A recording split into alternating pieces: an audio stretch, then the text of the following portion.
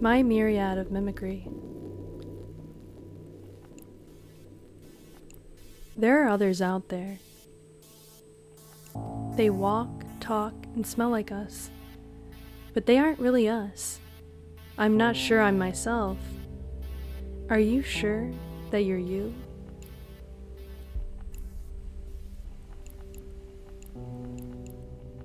I was heading southbound on M37 after I got off a late shift at the bar. A downpour had just started a few moments ago. I knew a cold front was supposed to be moving in, so I braced myself. My frigid hands shook vigorously as the downpour raged on. My hand reached to crank up the heat, and I flicked the windshield wipers into action while I was at it. Then something caught my attention. I saw a dark figure dragging its feet along the side of the road. It was a white male with dirty blonde hair and broad shoulders. He was wearing a wife beater with some visible stains on it, and also a pair of ripped dark blue jeans. What's more, he was soaking wet, and I mean right down to his socks. His whole getup had a ruffled look about it. My headlights shone brightly, so the details were hard to miss, even from a distance. He held a thumb out towards me. I placed my foot on the brakes ever so gently. The car decelerated just enough for me to get a better look at his face. Nobody sane would be walking out in this weather, especially not down the highway in the middle of nowhere and at this hour of the night. My gut told me that something was wrong, and I wanted to trust it. As I drove up to him, I could see a look of despair in his sunken eyes, like those of a pup that had long since been abandoned. A part of me wanted to hit the brakes and find out what was wrong. But just as my car began to decelerate, I noticed a thick red residue at the bottom of his shirt. I wasn't sure if it was blood or not, and quite frankly, I didn't want to stick around to find out. My survival instincts kicked in. I floored the pedal and I zoomed off within seconds. As I raced away, I looked through my rearview mirror and watched his figure fade into the darkness. It was one of the creepiest experiences I've ever had. Sure, it was possible it was ketchup and the guy was just down on his luck, but someone else could take that risk and find out instead, right? At least that's what I told myself, to try to alleviate the guilt that burrowed its way into my chest. I tried to turn the radio on, to get my mind off the strangeness of it all, but I was met with static. Once again, I sensed movement from outside the car. The beam of my headlights ricocheted off two small orbs in the darkness. A man was walking down the road, wearing the same getup as the last. It wasn't just that, though. His hair looked the same color, the same length, and they looked around the same age, too. I had almost slowed my car to a halt at this point. My eyes bore into the man as he walked closer to me. I got a good look at his face, trying my best to take in every detail I could. The texture of his skin wasn't right. It resembled wet clay more than it did skin. The orbs he had for eyes reflected no light in them.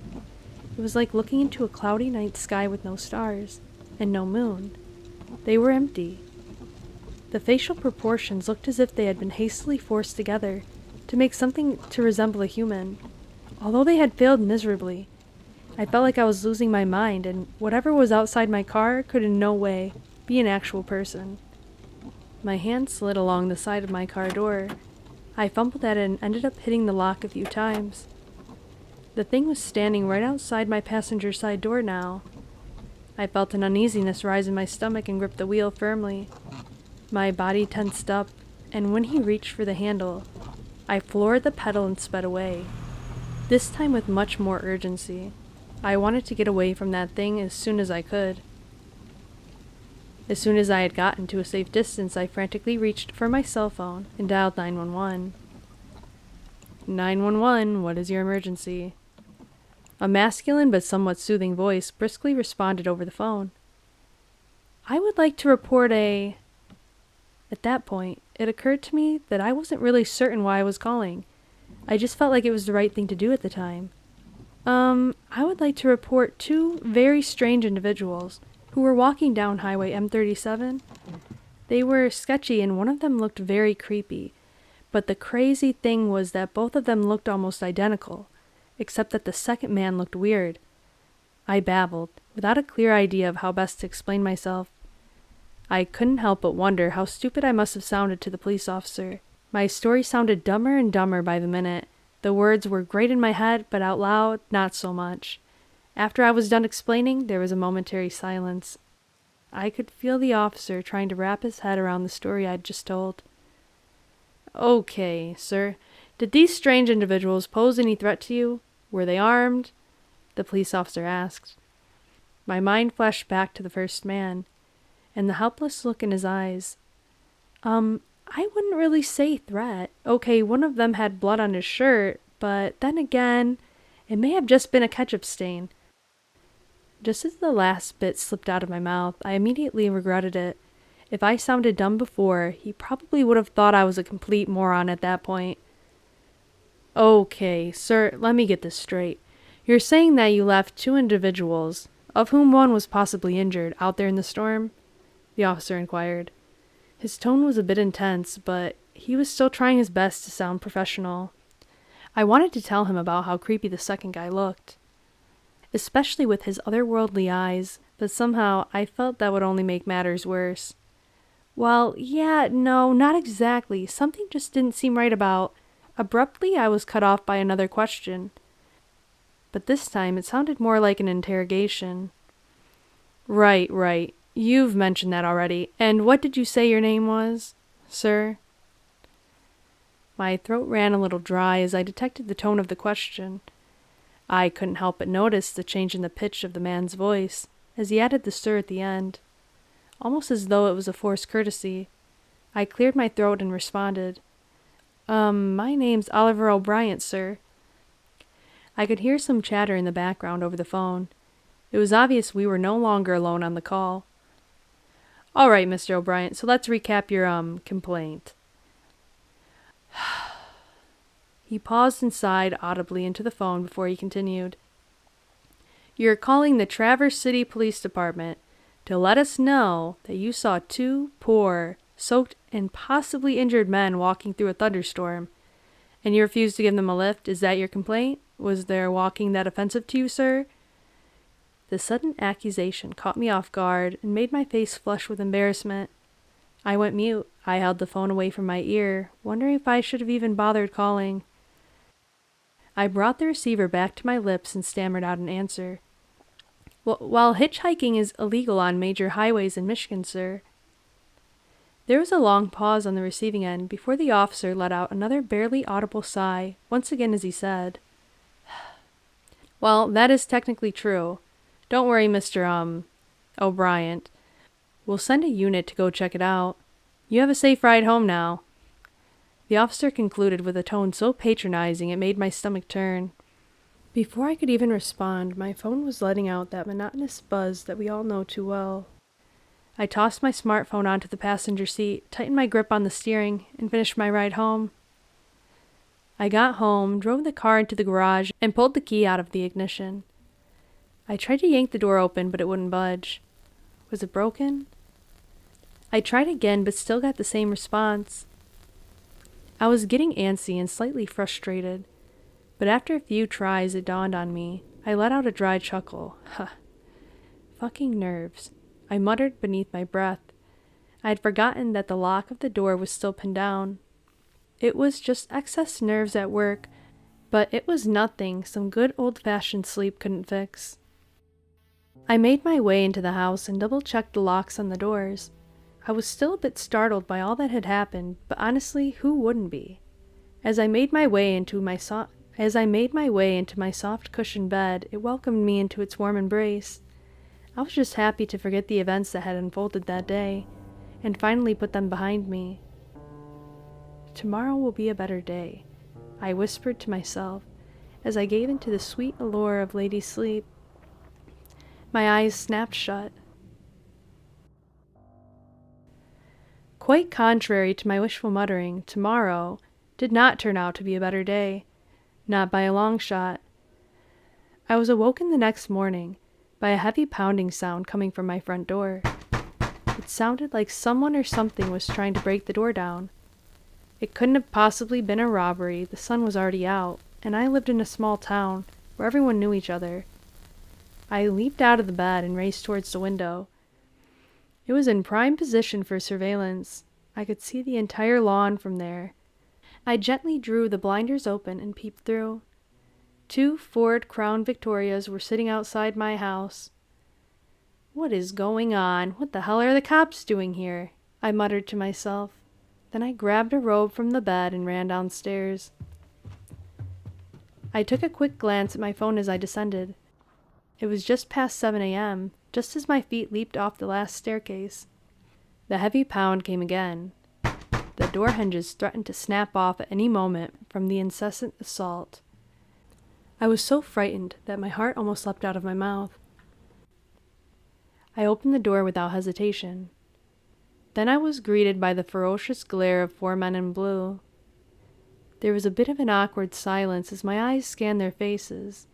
They darted from one to the next, in an attempt to read some sort of emotion, desperately trying to prepare myself for what was to come. The officer closest to the door still had his hands suspended in midair and clenched into a fist. He was probably the one that had been trying to break my door down. I knew I had done nothing wrong, but that didn't quite stop my chest from racing. "Hello, officers." I swallowed back a lump forming in my throat. "To what do I owe the pleasure?" "Are you Mr. O'Brien?" the officer behind the first asked. "Yeah, that's me. Is something wrong?" "My name is Sergeant Genrich. These are Inspector Smith, Jones, O'Reilly." The officer gave a slight nod as he called out their names.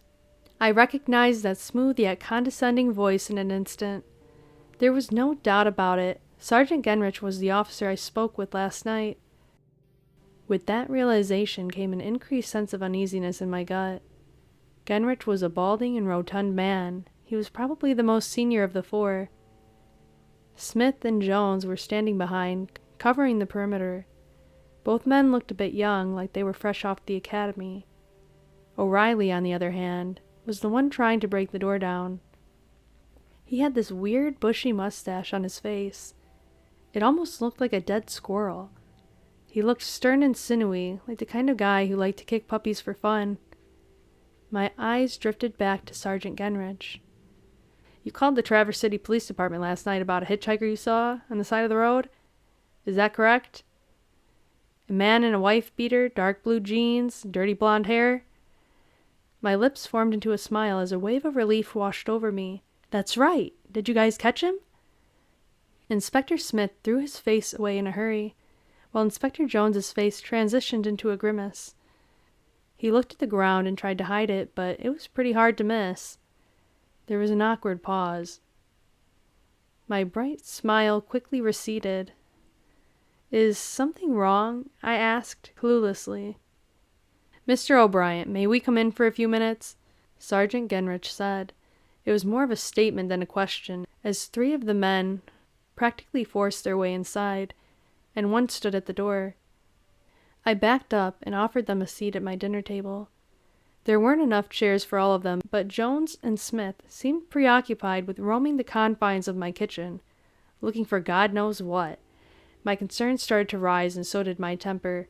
"Please, can someone just tell me what's going on? Did you catch those guys or not?" While I was speaking, my eyes kept drifting over to the men who were suspiciously snooping around my house. It felt like they were looking for something, but I couldn't for the life of me tell what it was. "We'll get your answer soon, don't you worry. I just want to get some of the timeline straight so that we're all on the same page," Sergeant Genrich replied. "After you got off the phone with the police department, what did you do?" "Timeline? What do you mean timeline?" I wrung my hands together and held them over my mouth. I felt the eyes of all 3 officers in the room staring holes into me.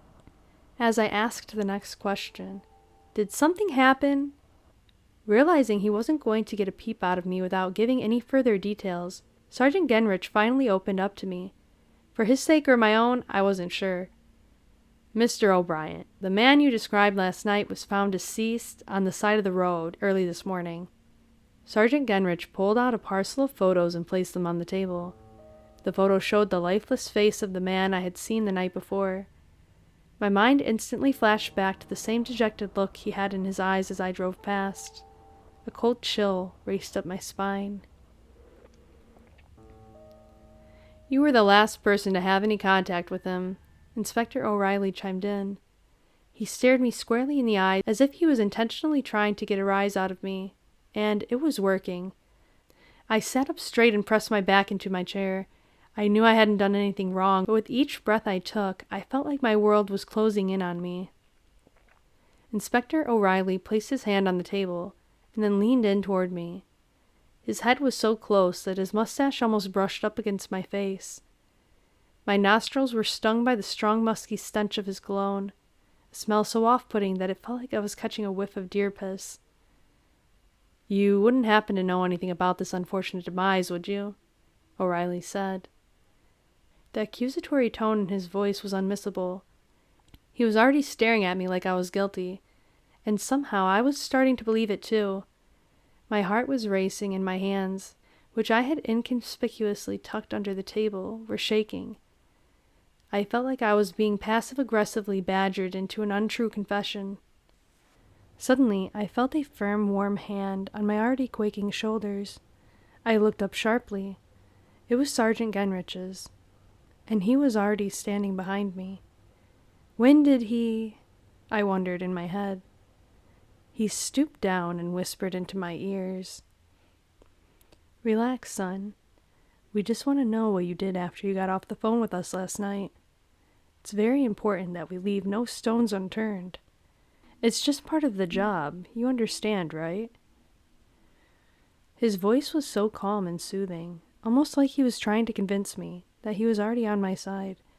Now that I think about it, they were probably using the old good cop, bad cop routine on me, and it was working. I already felt like I was guilty, and like I was trying to cut a deal, even though I had done nothing wrong. "No! I mean, yes, I understand. I just drove straight home and jumped into bed. I didn't do anything else," I assertively yelled, but beyond my frantic shouting, an even louder noise echoed outside. First, the quiet tick of a car engine, and then the sound of rubber on asphalt as the vehicle slid into my driveway. The noise was then followed by a door slamming shut.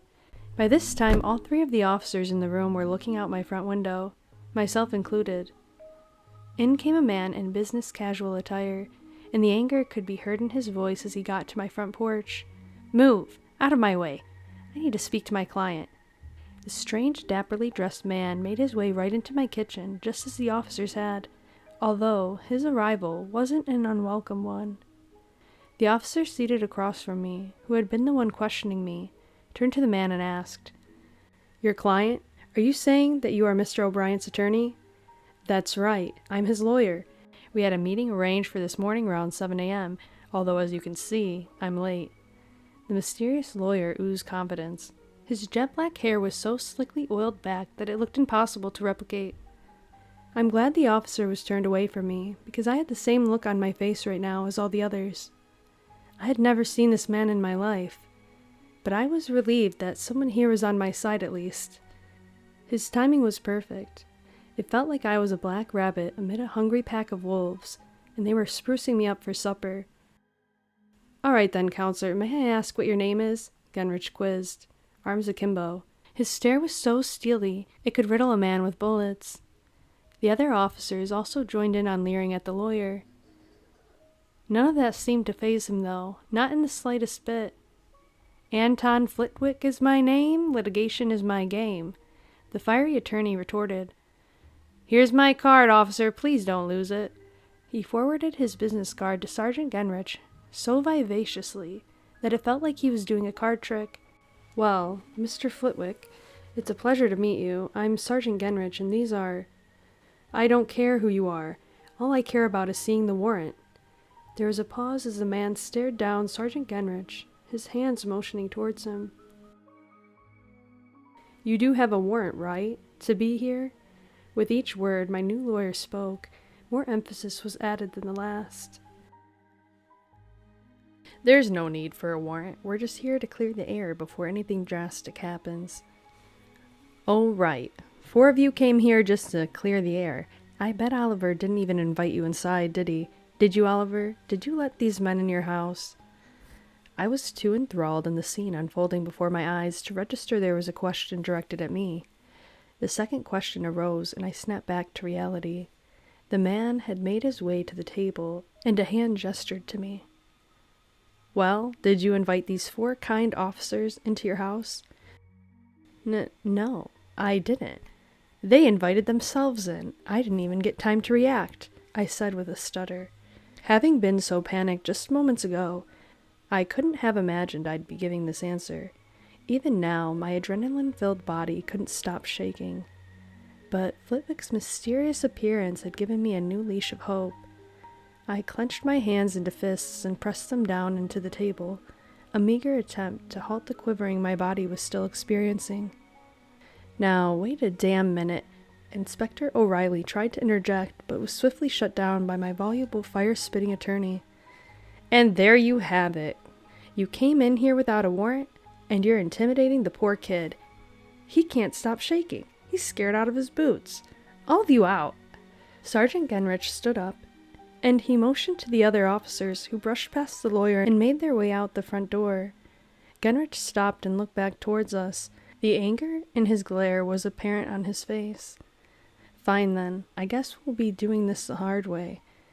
This could have been real easy if you had just talked to us. I'll be back with your warrant, don't you worry.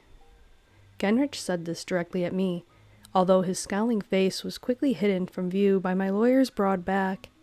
Well, la-dee-da, thanks for that crude bit of threat. I'll be sure to let the judge know all about it, if and when this matter gets to court. Until then, Sergeant Genrich, I'd appreciate it if you would kindly leave my client's premises now. Thank you. The wood floor creaked and groaned as the 4 men left my house.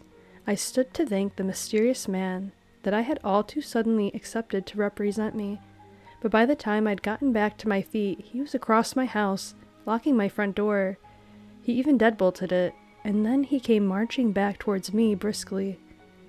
I tried to reach out to ask what he was doing, but he was already at my back door, performing the same procedure on it also. The back door doesn't lock, the wood's too worn down on the doorframe. Also, what are you doing? I don't want anything walking in on our conversation. Anything? Not anyone? I asked him, looking about as petrified as a deer in headlights. Flitwick, on the other hand, was so busy barricading my house he didn't stop to answer. Also, I want to say I appreciate the help. Honestly, I do. But who the fuck are you? I never hired a lawyer. And how did you know those guys didn't have a warrant? I spoke up. At that point, he left fiddling with the back door and turned to face me. He held his hand up in front of him defensively. Although I think the gesture was just one to make me feel like I had more control. I know this seems very strange, but I'm not a lawyer, Oliver. As he said this, he made his way to my dining table and found himself a seat, which he dropped down into unceremoniously. A hand raised to his tie, loosening it to a point where it just draped around his neck now. But worry not, my association and I will make sure that no legal trouble comes to you, under any circumstances. You're a prime witness in this case. By the way, have you got anything to drink around here? I've been on the road since last night. I've had no time to stop after we picked up on your call. Had to get here as fast as I could. Drink, associates, legal trouble, that's it. You've got to the count of 5 to explain to me what the fuck is going on here, or else I'm calling the cops. I spoke up, having had all I could take of the drama that was unfolding, though a part of me couldn't help wondering where this confidence was hiding when those dirty cops were making me feel like a piece of shit. Hey, cool your jets, hotshot. In case you forgot, I just saved your ass back there. Those pigs were planning to make you their bitch. They would have taken turns fucking you sideways if it wasn't for me. And that's not even the worst of it. So for crying out loud, give me a fucking drink. Flitwick exploded. I was stunned by his sudden frankness, but there was no denying he was right. If he didn't show up when he did, I would have been halfway to the precinct by now. After a momentary pause, I finally replied, Okay, a drink, then we talk. Yes, a drink, then we talk, Oliver. Still standing, I turned to my fridge and I grabbed a couple of bottled waters. One of them slipped out of my hands and rolled across the floor toward the man who, I'm now guessing, is actually not named Flitwick. He leaned over in his seat to pick it up, and he let out a chuckle. Still nervous, huh? I don't blame you. You should calm down, though. We're safe here. He twisted the cap off the bottle and downed the whole drink before he spoke again. My associates, the people I work for, have an interest in investigating strange and bizarre happenings. Now, I'm not talking about werewolves, vampires, or some Twilight shit. I mean verifiable events happening right under our noses that the government deems too outlandish to look into. He then paused for a moment to whip out a notepad. We monitor thousands of phone calls an hour across the nation, and yours last night was flagged for investigation. Now, I'm not here to question you about the homicide. That's the law enforcement's matter to worry about. And frankly, I don't care about the dead. Instead, I'm here to inquire about the second man that you saw last night. The man pulled out and clicked a pen that he tapped on the table as he looked up at me. I took a seat and replied to his question. All right, what about him? Well, Oliver, you stated there was something weird about the second individual you encountered. What do you think was so strange about him? My mind went to the call I had with the police last night and how they had mocked me. At the same time, images of what I had seen outside my car flickered before my eyes. I shuddered at the thought of the thing, and I looked up at the man, who I'm now guessing is some kind of detective, and spoke up. I don't think that you'll believe me even if I tell you. The man tried his best to muffle a chuckle. Oliver, you would not believe the crazy shit I hear daily while doing this job. And I'm talking about the kind of mindfuckery that would make Stephen King cringe and void his bowels. So by all means, lay it on me. After all, I might be the best option you have right now. Also, I was a private detective before I got to working for my associates, so trust me, your secrets are safe with me. A sigh escaped my lips as I took a sip of my own water and relayed the events of last night to the detective, leaving out no part in my story. It was uncanny how alike the second man was to the first. He was wearing the exact same clothes, and even his hair was the same. They were so identical, I thought I was losing my mind. The detective across from me had been writing in his notepad the entire time. It was as if his pen danced across the page. If I didn't know any better, I'd have believed he was writing word for word what I had said. But hang on there, Oliver, you said it was raining last night? And it was dark out. How can you be so sure that you saw what you saw? Is it possible the two just appeared similar? No! No! I shouted at the man. He was the first person willing to listen, and just as I had feared, he thought I was crazy. I know what I saw. Listen, when I was little, the only thing my parents ever got me were those Spot the Difference books. You know the type. You just spot the differences in two photos that are nearly identical. I gestured over to the bookshelf in my living room that was filled to the brim with every iteration of Spot the Difference that had been released. I got bored of those books though, so I spot the differences in people. I know it sounds silly, but it's one of my hobbies. People watching, that is. That thing from last night. Something was wrong. I don't think it was human. The detective peered into my eyes for a few seconds, and his pupils widened as though he had just had an epiphany. That's enough, Oliver. You've told me enough. He interrupted me, still scribbling into his notepad as he tore a page out and handed it to me. I think that I understand the situation well enough. I'll get it taken care of. Don't you worry. If you remember anything else of note, then go ahead and give me a call, and I'll listen to what you have to say. Try not to tell anyone else about what you saw, though. That's it?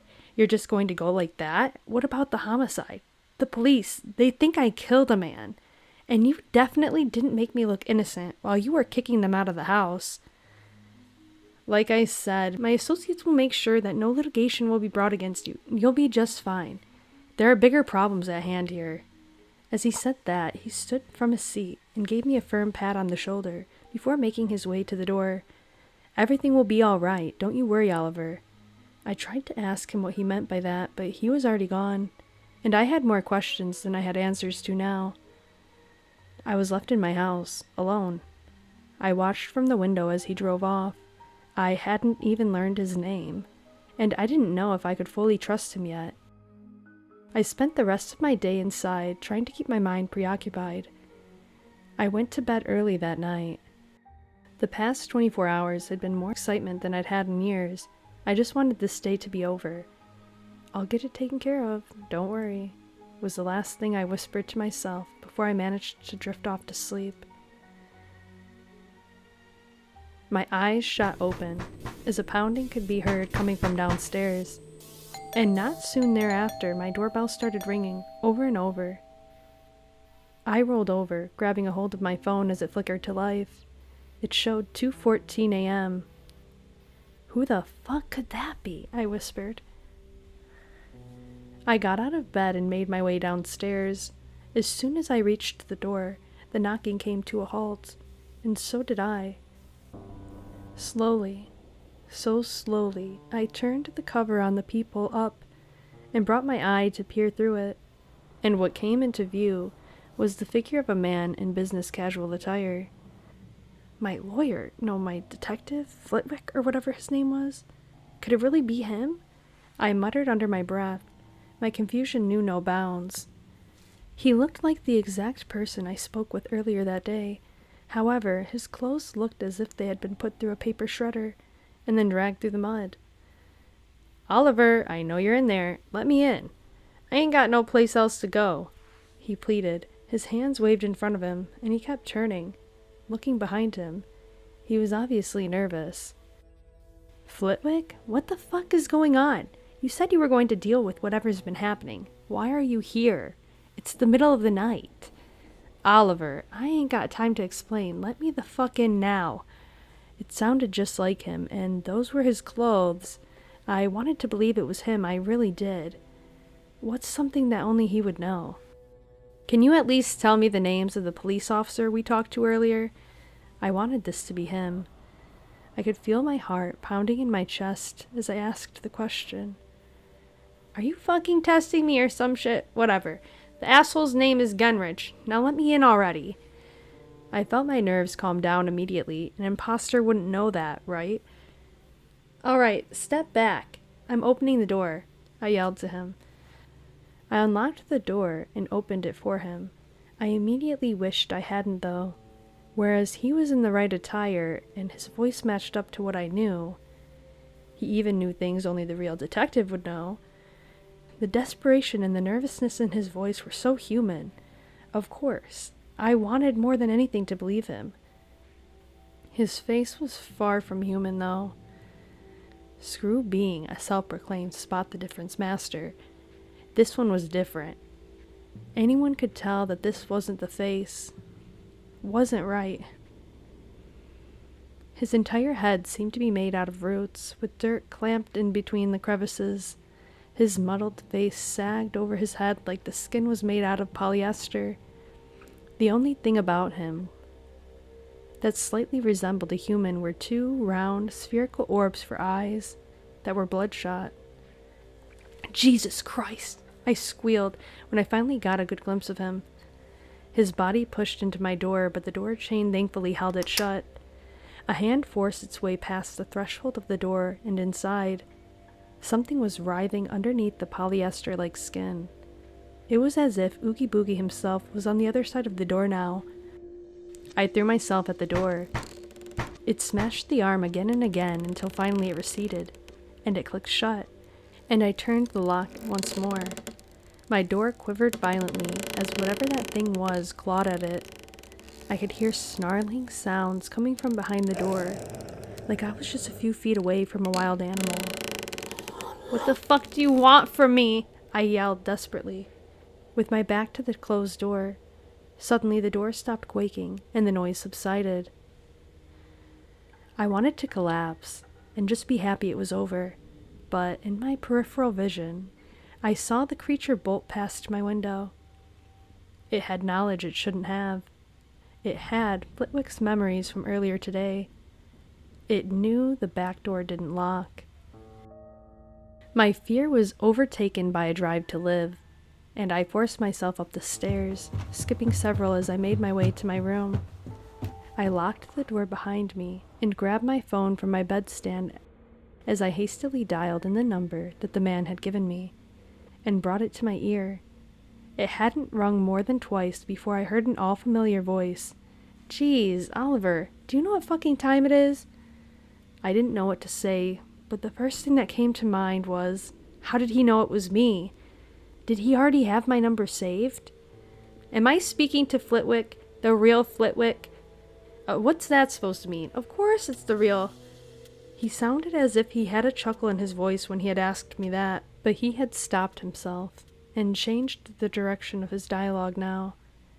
Are you still at your house? Yeah, I'm still here, but you're here too, or something that looks like you. I don't know what to do. I think it knows how to.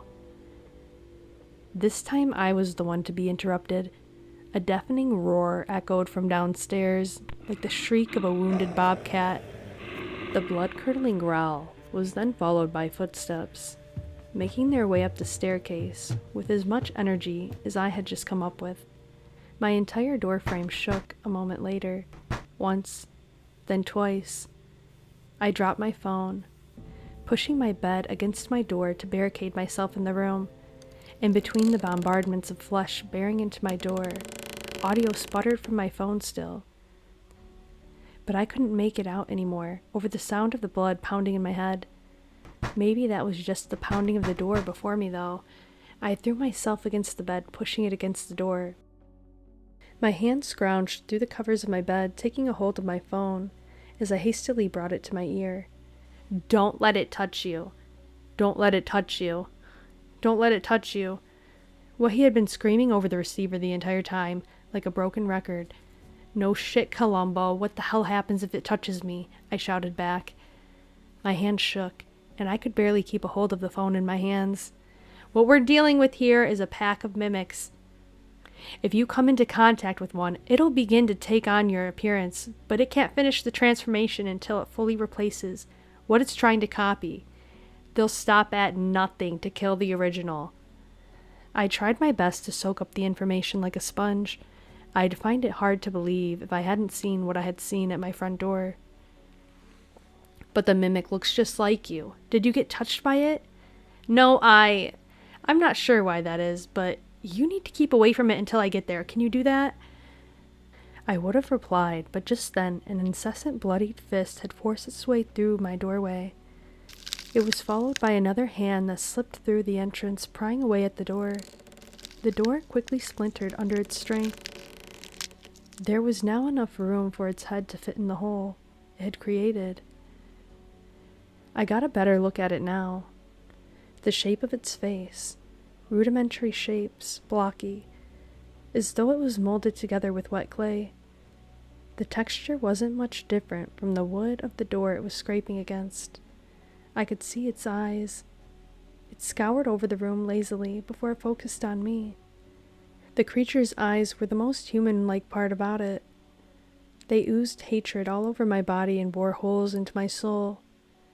Just then a horrible snapping noise could be heard. It was like the sound of a large branch snapping off a tree in the midst of a storm. The creature's eyes widened, but a fracture where its mouth should have been forced itself open to reveal a wide maw. I thought it had intended to bite me, and I backed away from the door. From the recesses of the mimic's insides, a deafening pitch sounded.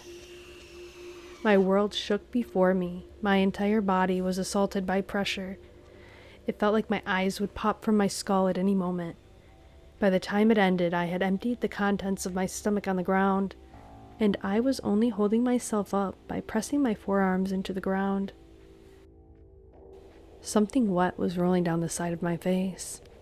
I raised my hand to my ear and looked at it to see my hand was coated in a shimmering shade of red. My heart was pounding, and all that could be heard was my own blood pulsing through my body. I felt weak, but I had to run. I couldn't let it touch me. I forced myself to my feet. My body was unwilling, but I stumbled to the window anyways. The glass had been shattered, and I pushed my palms into the frame, vaulting over the side of it. I tried to hang on to the ledge, but as I turned around, the mimic was rushing towards me. I let go and leapt from a story, falling on my back. The impact winded me and I gasped for air. I couldn't stop there, though. Once again, I forced myself to my feet, but I stumbled and fell. I crawled towards my front yard, and then a pair of high beams painted me in their white light as I closed my eyes. In my now near silent world, several gunshots broke that silence. My hands feebly clamped over my ears, and each shot rang in my head. As I tried not to empty my already empty stomach, the sound of the gunshots flooded the street and even riled up the dogs in the neighborhood till they were barking furiously. When I opened my eyes again, the detective was standing over me. As he leaned over, something heavy found itself resting in my hand. I tried to cock my head upwards to see, but I couldn't. My hand gripped what seemed to be a handle. I turned the object in my hand and figured out that it was the gun that he had used to dispose of the beast. Next, he squatted over me and pulled a card out from within his inner coat pocket. As he wiggled it in front of my face, all I could make out was a bold, capitalized acronym, ECA. This was followed by a phone number in the middle of the card.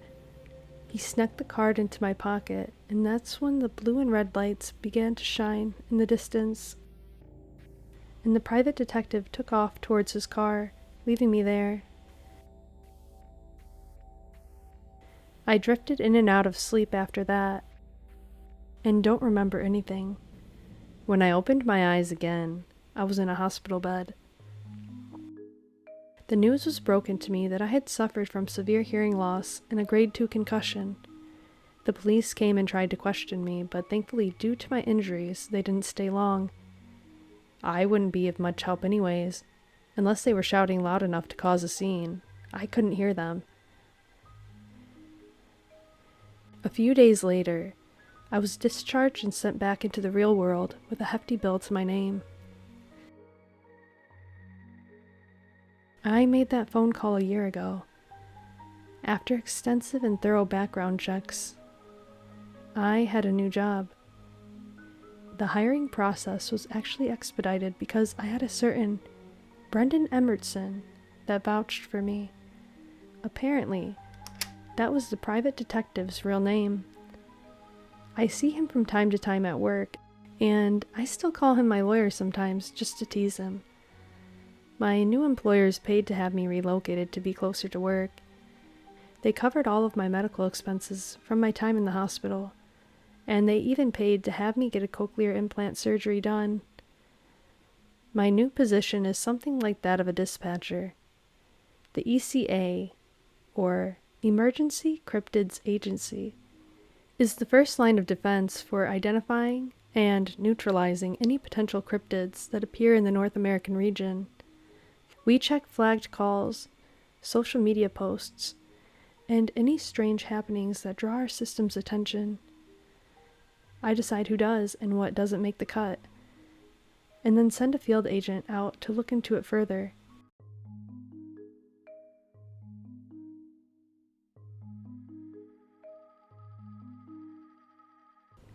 It's been 15 months since my first run-in with the mimics. I was done with my work that day, so I turned my PC off and gathered up my belongings before I stood up from my desk, ready to leave work. "Already heading out?" An all too familiar voice echoed as I brought down my card to clock out. "Oh, hey Brendan. Yeah, I'm all finished for today." "Andrew wants to talk to you before you leave." Andrew was the head manager of our branch. I had seen him a few times, although I'd never actually spoken to him. "To me? What for?" I asked, feeling a tad bit nervous. "Dunno. I guess you will just have to go find out for yourself." "All right then, will do," I exclaimed, shoving my card back into my pants pocket as I brushed past him, making my way towards Andrew's office. When I reached the door, my fist rattled against it a few times before I was met with a "Come in." Opening the door, I saw a man seated across the desk. His tightly fit, gray business attire matched his aged hair. The wrinkles in his brow showed his years. Right under that, though, were tinted sunglasses. I'd heard that he had been in this position for at least the last 30 years now. "Come in, Oliver. Have a seat." He gestured towards several empty chairs across from his desk, and I found myself in one of them. There was a glimmering plaque on his desk facing towards me, and it read, Andrew Lindstein. It's a pleasure to meet you, Mr. Lindstein. Oh no, the pleasure's all mine, Mr. O'Brien. And please call me Andrew, he said, and offered me his hand. I reached for it. However, since the incident, I had problem making contact with people. Brendan's words echoed through my mind at the thought of it. Don't let it touch you. I retracted my hand for a moment, and Andrew was grinning at me as I did so. There's nothing wrong with being too safe. I bet you're wondering about these, aren't you? His finger raised, tapping on his sunglasses. That's right, I had agreed too quickly, and I wanted to try to correct myself. Before I was given the chance, though, Andrew removed the glasses to reveal that he was missing his left eye, and his remaining one had a collapsed iris. It was quite a gruesome sight. He brought the glasses back to his face and rested them on the bridge of his nose. You and I have gone through similar events, Mr. O'Brien. Your ability to hear was permanently damaged, and you were left stricken with haphophobia, whereas my ability to see was also, for the most part, lost. After saying this, he reached underneath his desk and pulled out a stack of files that he lay in front of me. Their height was substantial. I was curious to know their contents. What I have here is the total collection of accurate cases you have identified. In less than a year of being here, I might add. I guess one could say you really have a nose for these things. Well, Andrew, I want to stop these creatures and others like them, as much as anyone else here. I felt a bit flustered. This wasn't where I had expected this conversation to turn to. Every other meeting I had in the past with bosses had been rather demeaning, to put it bluntly. Of course you do. We all do. What's so impressive about this stack, though, isn't the volume. No, it's the precision. Every target you have identified has been one of them. You don't waste our field agents' time. I've got a good eye for seeing talent. I kind of have to, since I only got the one left. He said this as he let out a dry chuckle, but broke into a coughing fit. Once again I was flustered. Not only was he not reprimanding me, but he was actually complimenting me. It was a strange feeling. I managed to stutter out, Thank you, Andrew. I'm not sure what to say. That's all right. I can do the talking for a bit. As you can see, I'm growing old, and I'll be forced to retire soon. That means someone will be having to take my place. You understand what I'm getting at, right? Andrew, I couldn't possibly take your place. I haven't even been here a year. I know there are other guys that have been gunning for your position for years themselves. It wouldn't be right. His face twisted into a grimace before he even started speaking. What they think doesn't matter. The person to fill my seat must be someone who wants to put an end to these things once and for all. Not someone looking for a pay raise. You, being someone who's encountered them firsthand, must understand this. I do, but why not one of the field agents then, if that's your criteria? Each of them has encountered dozens, if not hundreds of mimics, doppelgangers, and skinwalkers. I tried my best to maintain my composure as I asked this question. I had several coworkers who deserved this position more than myself, who deserved a break from fighting these things day in and day out. It's because they're field agents that they can't fill this position. They're needed out there, and you are needed here. It's as simple as that. We find them, they deal with them. I'll need time to think about that offer. I can't just make a decision like that right away. I couldn't argue with his logic, although I still felt bad about the whole situation. That's fine. Go ahead and think about it. You can get back to me on it tomorrow. With that, we said our goodbyes, and I left his office, clocked out, and absconded from the premises. I made my way into my car, and the all-familiar sound of the engine hummed to life as I made my way home. On the way, I pondered his offer. There was no way that I could take it. I wasn't capable of such a position, nor did I really want it. I did like this job because I was good at it, and I felt like I was contributing to society, even though it felt thankless at times. But I'm a dispatcher, not a director. I like being a dispatcher. Usually, I'll turn the radio on and listen to something on my way home, or even go cruising before I get home, just to de-stress from work. The monotony of the road was easier on the mind than sitting idly in my house, thinking of everything I had to bear witness to. My job wasn't always so easy, even if I made the right calls. Nothing, in particular, stuck out that day, but I found myself turning the volume down until it eventually clicked off into silence. I couldn't say when it started, but you know that feeling when eyes are on you, right? The hairs on my neck stood at end, and my eyes scoured the road in front of me, more specifically the roadside, for anything that could be considered off. As quickly as my heart had begun to race, it began to settle. It was probably nothing. I was just being paranoid again. Suddenly, I felt mysterious hands latch onto my neck with a vice-like grip, near asphyxiation. I kicked and squirmed as much as I could to try to pry the cold hands away with little luck. I then looked up at the rearview mirror, and I saw myself. The hand that had found its way around my throat was covered in fingerless gloves, but the fingertips stopped right before my skin. If I had rashly grabbed it, it would have known everything that I know. It was strange, watching my own face. It smiled in a way I didn't know I could, as I leaned in close, resting on the headrest. "Look forward and keep driving," it hissed towards me. His voice was like mine, but more guttural, like I had just got out of bed or a coma, to be exact. I was so creeped out that even the sound of the thing breathing made my skin crawl.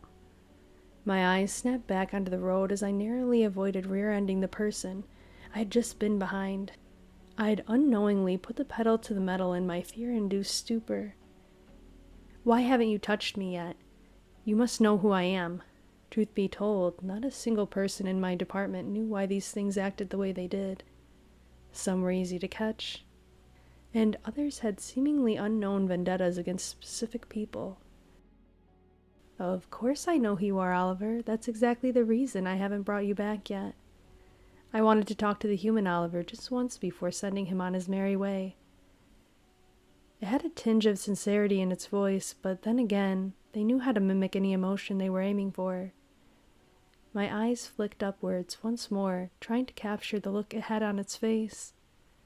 Although traffic would not allow for that, any time I glanced up, the cars around me got dangerously close, as if it was all some sick joke. You say that as if you're going to kill me. Trying to take my life once wasn't enough for you? You're here to finish the job? Fear seeped its way through my body, and what was left to boil was a hatred for having to live my life in fear, and a hatred for all my colleagues that these things had taken out with their strange obsession for humanity. I could speed up right now and drive into a ditch. I'd take this thing out with me. My hands tightened around the wheel and I willed myself to turn it, but that never happened. "Oliver, you hurt yourself. We're just trying to help. We would never want to cause you any harm." This time it spoke. The voice was much deeper and had a warm bass to it, a friendly, reassuring voice, one of my father's. The sympathy in it struck me to my core. "Why do you sound that way? What the fuck do you want from me?" I barked, or at least I wanted to, but all that came out were barely murmurs. "Oliver, you're always asking so many questions. Why don't I ask you a question for once? Just what do you think we are? Having lived as a human, what are we in your eyes?" I didn't feel the need to answer it, yet the answer still fell from my lips. "Parasites. All of you, you're parasites." A dry chuckle echoed behind me, followed by a coughing fit. Ironically enough, my father had passed from a mixture of breathing complications caused by lung cancer and COPD due to years of smoking. By the end of his life, he could usually manage a short sentence or two, if he was lucky, before being assaulted by a fit of coughs. Maybe so, but you didn't seem to think so when we played Spot the Difference. You never wanted any toys, you just wanted to play Spot the Difference with me again. Having the experience of raising you into a young man made me feel much more human than anything else. I could feel my eyes bulging out of their sockets, and I bit my lip as I struggled to contain my rage. Was this disgusting creature really trying to imply that he was my beloved father? The father I lost to cancer 15 years ago?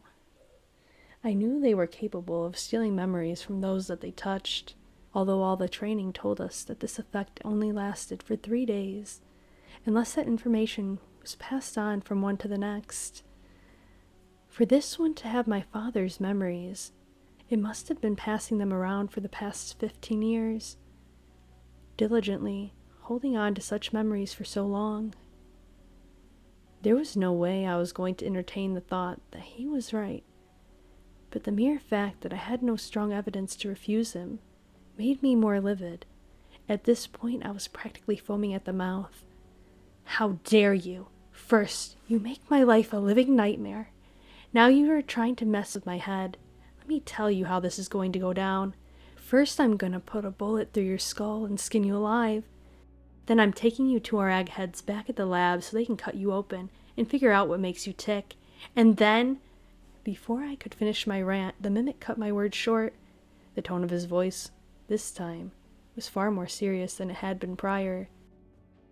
Sometimes, sin, decay, and excess, envy fall from the heavens. It all meets the ground where it forms a cyst. We feed off the emotions people throw away, their fears, their hatred, their pain, and their humanity.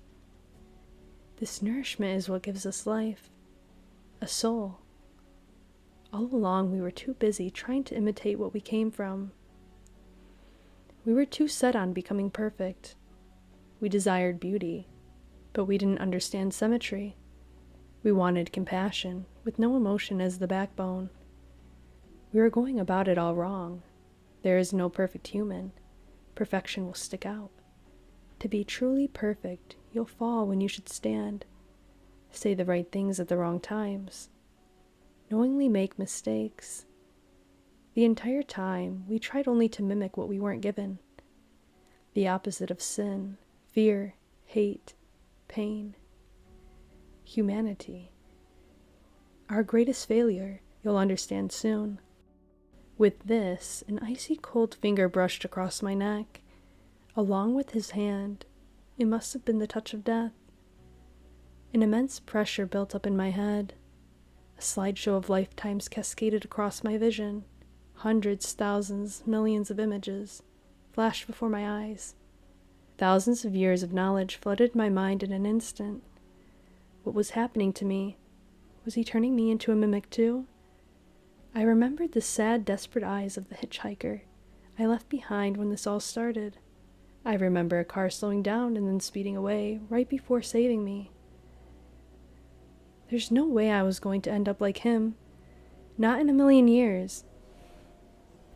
With the last semblance of consciousness I had, I violently spun the wheel of the car and we swerved right into the path of an oncoming truck. The last thing I remember was the blinding lights and the deafening blare of the massive vehicle as it rammed into us. I regained consciousness at a hospital 3 days later. The doctors were shocked I pulled through, and with little or no broken bones, no less. Brendan told me that after they found out I was in an accident, they got to me as quickly as they could and whisked me away to a hospital before I lost too much blood. I asked him if there was another body at the accident scene. To the best of his knowledge, there wasn't. My question must have made him a bit curious, but he chalked it up to the concussion I must have received from the impact. I wasn't planning on telling anyone about the mimic run-in I had before the accident, because I really didn't want anybody poking around in my head. What I did plan to do was to take that promotion at work. Why not? I deserved it anyway, like the boss said. There was no better person at identifying these things than I. And after my last ordeal, I was hell-bent on finding and ending every last one of them. Several months went by, however, and I failed to identify many of those creatures. Some were definitely not human, and it was clear as day, yet, somehow, I let them slip through the cracks. I didn't mean to, but sometimes I just couldn't help it. Sometimes I felt like I'm still in that car, driving down the M37. The heat's on full blast, and I get too comfortable behind the wheel. Of course, I'm not asleep. I'm just a little unfocused. I always get so tired now when I think about things like that too hard. My health has been declining, noticeably enough that coworkers have even begun to point it out. I laugh it off and chalk it up to the accident I had, although, secretly, I fear it the worst. Sometimes, I feel like there's another me, one that's constantly watching, and it comes alive when I sleep. My days are becoming shorter and shorter as my other halves become longer. Tomorrow is Andrew's last day before he retires, and the day after, I'll officially take his position. But honestly, I'm scared shitless. Can I really be trusted? Have I become compromised? I'm the real me, right? Midday, when the sun shines brightest, I feel I do my best work. I write this during those times of absolute lucidity, and then hide the file away from myself. This has taken me months to write, but if you're reading this, please get me fired.